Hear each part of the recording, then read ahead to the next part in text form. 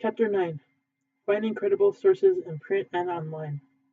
The search for supporting materials, for examples, facts and statistics, opinions, stories, testimonies described in Chapter 8, can be one of the most enjoyable parts of putting together a speech. It is at this stage that you can delve into your subject, sift through sources, and select relevant and audience-centered material to support your thesis and speech points. Every speech will suggest a different mix of sources, so before beginning your search, reflect on what might work best for your particular rhetorical situation. Use a library portal to access credible sources. Easy access to the internet may lead you to rely heavily or even exclusively on sources you find through popular search engines such as Google and Bing. Doing so, however, you risk overlooking key sources not found through those sites and finding biased or false information. To circumvent this, begin your search at the school's or town's library portal, or electronic entry point into its holdings. Example given, the library's homepage. A key benefit of beginning your search at a library portal is the ability to access scholarly articles and peer-reviewed journals which contain some of the most cutting-edge and reliable research on almost any topic.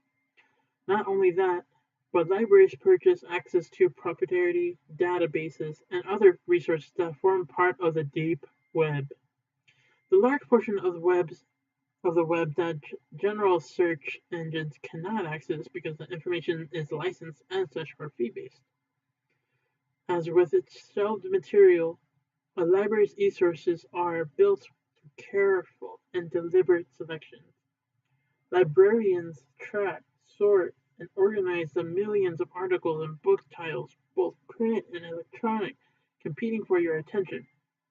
And to select only what is of value, according to well-defined standards and in consultation with faculty. No such standards exist for popular web search engines. The following table lists resources typically found on library portals. Here are some typical resources found on library portals. Full-text databases, which are newspapers, periodicals, journals. General reference works, which could be dictionaries, encyclopedias, atlases, almanacs. Fact books, biographical reference works, quotation resources, poetry collections. Books, ebooks, and monographs. Archives and special collections, which could be collected papers, objects, and images, and scholarly works unique to the institution. Digital collections, which can be oral histories, letters, old newspapers, image collections, audio and video recordings. Video and music collections. Be a critical consumer of the online information. Discerning the accuracy of open content is not always easy when you're surfing the internet outside the library portal. Anyone can post material on the web, and with a little bit of design savvy, make a website look professional. Further search engines such as Google cannot differentiate quality of information. Only a human editor can do this. Each time you examine a document, especially one that has not been evaluated by credible editors, ask yourself, who put this information here? Why did they do so? What are the source's qualifications? Where is similar information found? When was the information posted, and is it timely? Recognize propaganda, misinformation, and disinformation. One way to judge a source's trustworthiness is to ask yourself, is it a reliable information, or is it propaganda, misinformation, or disinformation? Information is data that is represented in an understandable context. Data are raw and unprocessed facts. Information makes sense of the data. For example, a patient's vital signs, temperature, blood pressure, pulse, etc., are data interpreting the vital signs in the context of health status is information. Information is neutral unto itself, but is subject to manipulation for purposes both good and bad.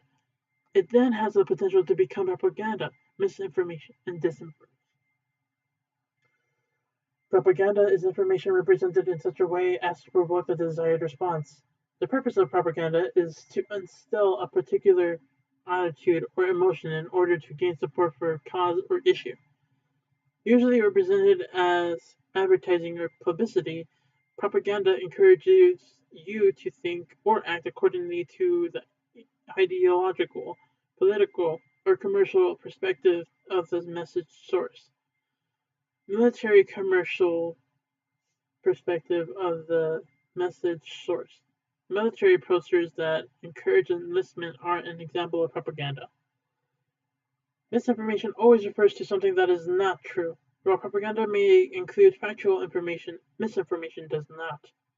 For example, in the summer of 2014, rumors circulated that Ebola virus had mutated and became airborne, when in fact it had not. One common form of misinformation on the internet is the urban legend, a fabricated story passed along by unsuspecting people. Disinformation, which thieves on the internet and elsewhere, is the deliberate falsification of information. Doctored photographs and falsified profit and loss statements are examples of disinformation in action. Ethical speeches are based on sound information, on facts put into context rather than on misinformation, propaganda, or disinformation. Information, propaganda, misinformation, and disinformation. Information can be thought of as a data set and context for relevance, for example, a fact. Propaganda can be thought of as an information represented in such a way to provoke the desired response, for example, an advertisement to conserve energy. Misinformation is something that is not true, for example, an urban legend. Disinformation is deliberate falsification of information, for example, a falsified profit and loss statement. Use watchdog sites to check the fact. Our most trustworthy elected officials occasionally make false assertions, and even the most reliable news sources publish errors of fact or omission. So whom should you believe? Congresswoman X's dire predictions regarding Social Security, or Senator Wise' grossier assessment? Check the factual accuracy or information offered by the key political players and major journalistic outlets. Consult these websites, bearing in mind that they are too not infallible. Website 1 is www.factcheck.org, sponsored by the Annenberg Public Policy Center. The second one is www.politicfact.com, sponsored by the Tampa Bay Times. And the third one is Fact Checker, a blog sponsored by the Washington Post. Investigate a mix of primary and secondary sources. Nearly all types of speeches can benefit from the mix of the two broad categories of supporting material. Primary and secondary sources. Primary sources provide first-hand accounts or direct evidence of events, objects, or people. Secondary sources provide analysis or comments about things not directly observed or created. These include the vast world of news, commentary, analysis, and scholarship found in books, articles, and myriads of sources other than the original. The speech that contains both primary and secondary sources can be more compelling and believable than one that just relies on one source type alone. The first-hand nature of credible primary source can build trust in engaging audience members emotionally. Secondary sources can help listeners put a topic in perspective. A speech on an oil spill, for example, can command more attention if it includes testimony by oil riggers and other eyewitnesses, primary sources, along with analysis of the spill from magazines and newspapers, secondary sources. Explore primary sources. A primary source for the speech may be your own personal experience, a first-hand account found in letters, diaries, old newspapers, photographs, or other sources, often housed in a library's digital collection, or interviews or surveys that you conduct yourself. Access digital collections. Chief among sources of primary speech materials are the many online digital collections of the world's libraries. Nearly all libraries offer digital collections which are generally organized by topic, material type, time period, geographical area. Housed within these online repositories are oral histories, letters, old newspapers, photographs, prints, and paintings, and audio and video recordings. Dazzle them with digital collection materials. Supporting material drawn from a library's digital collection can add great color and depth to speeches on many topics. A presentation on early African American actors, for example, might include a passage from a diary of 19th century actor and a photograph of him or her on stage. One way to discover a digital collection related to your topic is to enter your topic terms and in general search engine. For example, African American actors and digital collections. Consider personal knowledge and experience. Used effectively, your own knowledge and experience about your topic can serve important functions in a speech, drawing in listeners and creating a sense of connection with them. Sharing experiences and observations about work you've done, people you've known, or places you visit can add a dimension of authenticity and credibility that a secondhand source might not. Conduct interviews. Oftentimes, you can glean considerably more insight into a topic and get more compelling material to bring your audience by speaking personally to someone who has experience on the subject. However, getting the information you need from a subject does not require research and advanced planning from deciding how you will record the interview to the questions you ask. Here's a checklist finding speeches online. Online you find numerous videos and audio files of the speeches. These can be useful as models of speeches in primary source materials. American Rhetoric, www.americanrhetoric.com, contains 5,000 plus speeches. Gifts of Speech, gos.sbc.edu, features speeches by women from around the world since 1848. The Wake Forest University Political Speech Gateway, that's a long website, offers links to collections of political speeches. The United States Senate, www.senate.gov, includes speeches by U.S. senators, vital speeches of the day, www.vsotd.com, features current speeches delivered in the United States and is published monthly. Now, here are the questions that you will ask when interviewing. Begin by learning about the person you will be interviewing so that you can prepare appropriate and informed questions for him or her. Prepare questions for the interview in advance of the interview date. Word questions carefully. Avoid vague questions, those that don't give the person being interviewed enough to go on. Vague questions waste the interviewer's time and reflect the interviewer's lack of preparation. Avoid leading questions, those that encourage, if not force, a certain response and reflect the interviewer's bias. For example, like most of us, are you going to support candidate X? Likewise, avoid loaded questions, those that are phased into reinforce the interviewer's agenda or that have hostile intent. Example given, isn't it true that you've never supported school programs? Focus on asking neutral questions, those that don't lead the interviewee into a desired response. Usually, this will consist of a mix of open, closed, primary, and secondary questions. Establish a spirit of collaboration at the start. Acknowledge the interviewee and express respect for his or her expertise. Briefly summarize your topic and informational needs. State a reasonable goal, what you would like to accomplish in the interview, and reach an agreement on it. Establish a time limit for interview and stick to it. Use active listening strategies. Don't break in when the subject is speaking or interject with leading comments.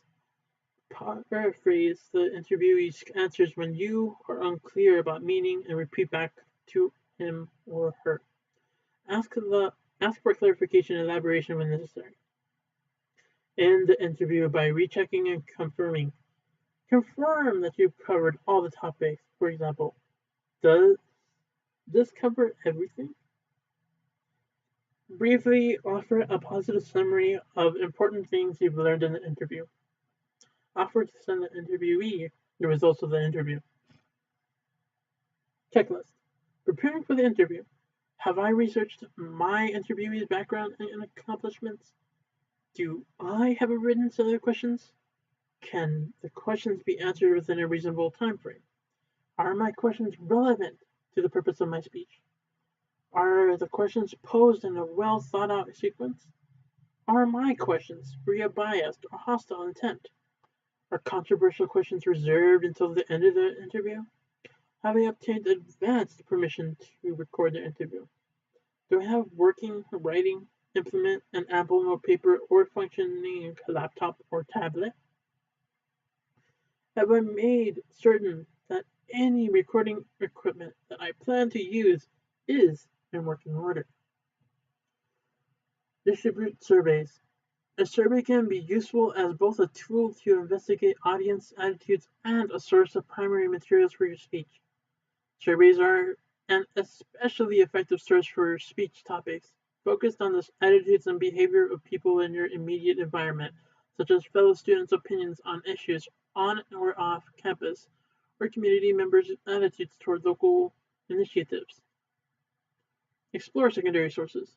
Along with possible primary sources, your speeches will most likely require the support of secondary sources as found in books, newspapers, periodicals, government publications, print, or online reference books, such as encyclopedias, almanacs, biographical reference books, books of quotations, poetry collections, analysis, and reputable blogs and social news sites.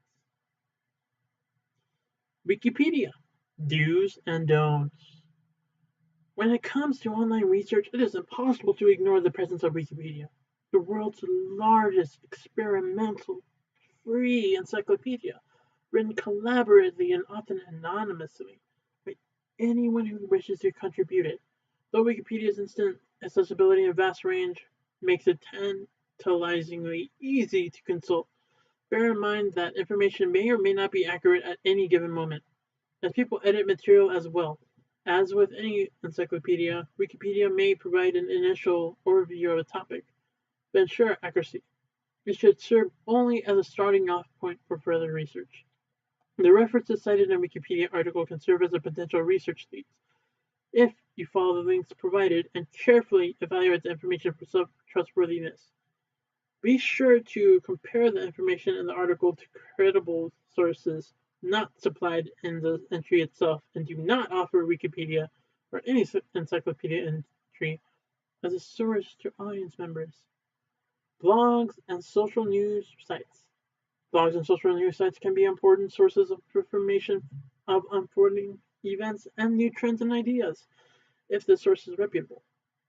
A blog is a site containing journal-type entries maintained by individuals or groups in which newest entries appears first. A social news site allows users to submit